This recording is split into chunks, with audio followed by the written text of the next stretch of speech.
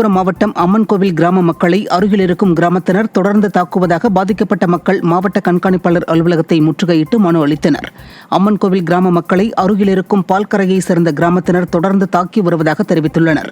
இதில் காயமடைந்தவர்கள் மருத்துவமனையில் சிகிச்சை பெற்று வந்த நிலையில் திருப்புல்லானி காவல் நிலையத்தில் புகார் தெரிவித்துள்ளனர். ஆனால் பால்கரையை சேர்ந்த ஒரு சிலரை கைது செய்த போலீசார் விசாரணை செய்துவிட்டு பின்னர் விடுவித்ததாக தெரிகிறது. இதனை கண்டித்து ஊர் மக்கள் விடிய அரசு அதிகாரிகள் உரிய நடவடிக்கை எடுக்க வேண்டும் என மாவட்ட காவல் கண்காணிப்பாளர் அலுவலகத்தை முற்றுகையிட்டனர்.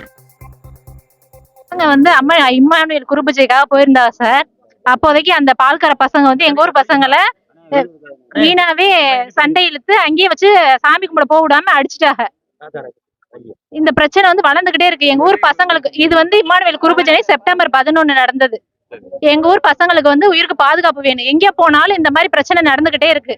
அதுக்கு தகுந்த பாதுகாப்பு எங்களுக்கு கொடுக்கணும். விழுப்புரம் மாவட்டம் விக்கிரவாண்டி சார் பதிவாளர் அலுவலகத்தில் லஞ்ச ஒழிப்புத்துறையினர் சோதனை மேற்கொண்டனர். சார் பதிவாளர் அலுவலகத்தில் பத்திரப்பதிவு செய்ய லஞ்சம் கேட்பதாகவும் பல்வேறு ஊழல் முறைகேடுகள் நடப்பதாகவும் கிடைத்த தகவலின் பேரில் லஞ்ச ஒழிப்புத்துறையினர் பல மணி நேரம் நடத்திய சோதனையின் முடிவில் கணக்கில் வராத 1 லட்சம் ரூபாய் ரொக்கப்பணம் மற்றும் பல்வேறு ஆவணங்கள் கைப்பற்றப்பட்டன. லஞ்சத்தில் திளைக்கும் அரசு அதிகாரிகளை கட்டுப்படுத்த முடியாமல் திறனற்ற திமுக அரசு திணறி வருவதாக மக்கள் குற்றம் சாட்டுகின்றனர்.